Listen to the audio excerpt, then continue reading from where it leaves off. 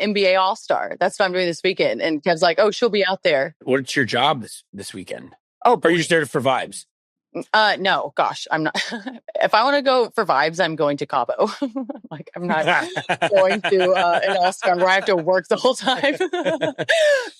Anyway, no, I'm going up to NBA All-Star and I have kind of just what you did, how you had so much going on. It's exactly what I'm going to be doing. So it'll be fun. There's going to be a lot of fun people there, a lot of cool activations, a lot of cool people. Like it'll be a blast. So I'm excited, but I just need some rest because I went to waste management this past weekend. Oh yeah. Well, before you get into it, or I could let you do it. What? You skipped the Super Bowl because you were going to rest up. That's what we all heard.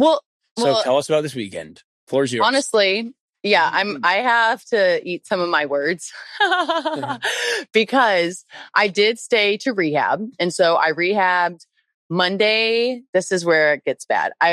So remember Alex? So her husband and like 7 of their friends came down to waste management. And so I should have known that I wasn't going to stay disciplined to what I should have been doing. And so Monday through Wednesday, I worked out like 4 workouts a day, got my rehab in, like I was really dialed in. Well, yeah. Then I started canceling because of them, because I had too much fun. So on Thursday, Friday, I was just like, I texted everyone. I was like, hey, can't do it. Like I got the best of me. But Friday at waste management. Were you hungover or you just didn't think you should keep the train moving? No, I was definitely hungover. Like it was way too, I couldn't do it. Oh gosh, I couldn't do it. Wow. But I'm not kidding, Wes, Friday was probably one of the most fun days I've had in a hot minute. It was a blast. That's the day where it's the 16th hole or is the 18th hole? Well, what's the one everyone freaks out? But like the 16th hole, really every week, like all week is crazy. So like Saturday is really like the crazy, crazy day. But for some reason, Friday was way better than Saturday. It was awesome. Am I crazy for saying like, I mean, I guess golf doesn't like need help at the moment, but like the Happy Gilmore-esque vibes there, I think would be so fun everywhere. Well, but because it's a part of the PGA, like it counts as a tournament. And so the older golfers don't play in it really much anymore because they just don't like the vibe of it. It's like more the young upcoming golfers that like love it because it's crazy. Like it's not your typical golf environment. So I understand that, but I also think you know what you're getting yourself into. Like I think that's what makes it fun too. So yeah, I don't know. So is it also just Phoenix and like Scottsdale are like super crazy that week or insane? Is it like everything's insane? Yes. And so like 3 or 4 years ago, the Super Bowl and waste management, it's always on the same weekend. That was when we played the Eagles. Yes. And so when it was both out here, that was just like, it was like too much almost. It was insane. But waste management was so much fun. Honestly, we watched the game Sunday, but like kind of boring in my opinion. But maybe it's because I'm used to like that being Chiefs weekend and it just wasn't. No, you know what's so funny about you saying that? I was like way more tired this week at Super Bowl than I was last week. And it kind of hit me. I was like, I think the adrenaline of the Chiefs being in it last year, like kind of just had me so wired. And this year I just kind of like, there was no like super big draw to Sunday afternoon, like pulling me through. No. That I was just kind of like, I was so wiped out. I was so wiped out the whole time. Dude, like we grilled and everything, but we ended up like playing spades the entire game and like didn't even really like we paid attention and like the guys, they all like bet on the game and like they were watching it, but like just not as in like no one was like thrilled about it. You know what I mean? Like it wasn't like I don't know. I mean, weird. It's fair to say we're spoiled and we know that. 1000%. But you know, Patriots were in it. They get it too. So. Yeah. Another thing that I just want to talk about real quick before we get into Hot Girl of the Week, our CBA, it is, dude, insane. I saw you post a little something. Like, I'm not really allowed to share everything that's going on, but it is so weird to me that like, I mean, you can put this in MLB, NFL, NBA, like whatever terms you want to think about, but it's literally like, half our league as owners want to pour in and give, and like the other half just don't. Like I mentioned last podcast, it was like New York, Seattle, Phoenix, Indiana. Like Indy's doing it. I mean, they're building it, going to be one of the best facilities in the entire world in 2027, like practice facilities. Can I ask the most annoying question of all Yeah, time? do it. Mm-hmm.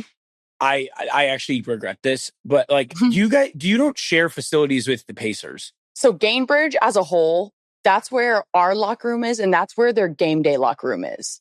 And then within the arena, it's called Salesforce Arena. That's like the practice arena. And so that's not a dumb question, right? No, not a dumb question. Okay. No, you're good. You're good. So that's kind of like where we practice all the time. We either practice there or on the main arena floor. And then the guys have their own practice facility that's attached under the ground. So it's a beautiful facility, but like the Fever, yeah, dude. And like we've seen the blueprint and it's about to be amazing. Sick. Like the Indiana takes care of you. Like they truly take care of you from top to bottom. New York does the same thing. Phoenix, Seattle, I think the Valkyries and San Fran do a great job. I think Toronto's going to do a great job. But like, just blows my mind that like these other owners are doing the most bare minimum.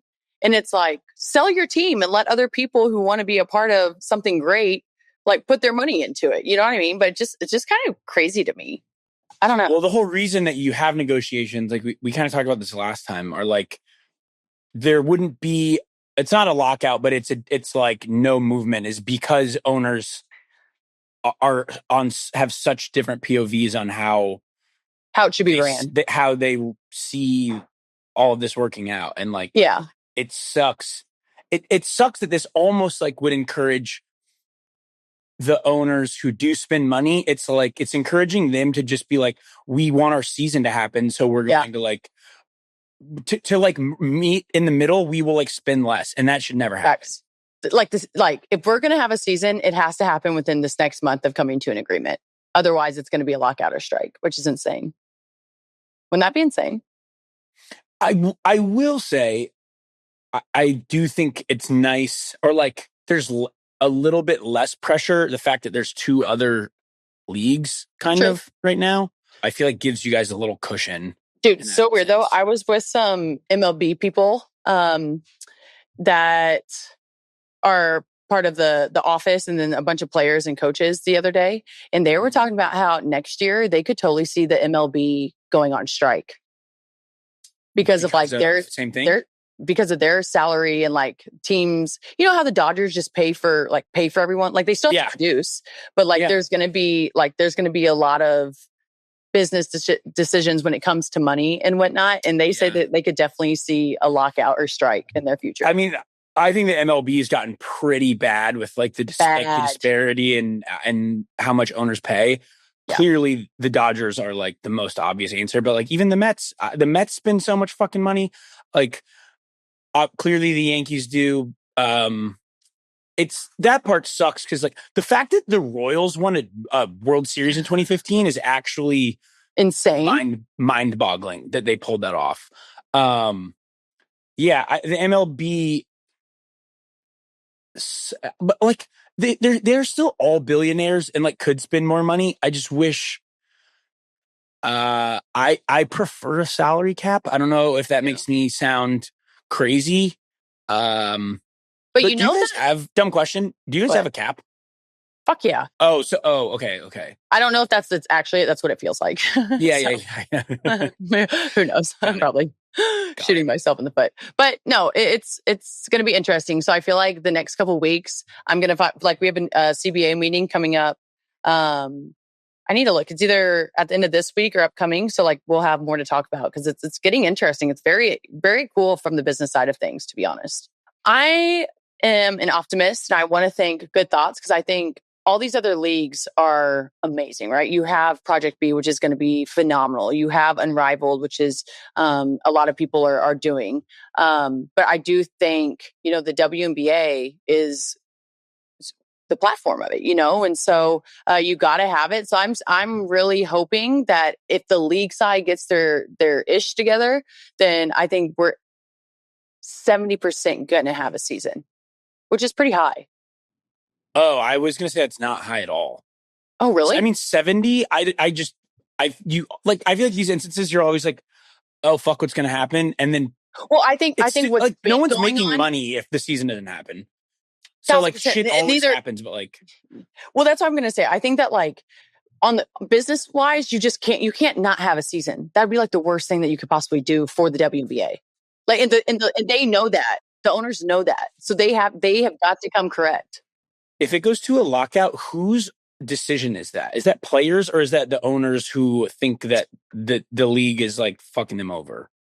Well, I think I'm totally wrong when I say this, but I think that like we can go on strike and then they can go on lockout, or like they can call for a lockout. Like, I think that I don't really know the terminology, but I'm pretty sure either one can say, hey, we're not doing it. You know what I mean? Yeah. So I think they know that how serious we are. So I just think that, they're going to get it together. So we'll see. Yeah. Otherwise, I'm going to come be on Summer House with you.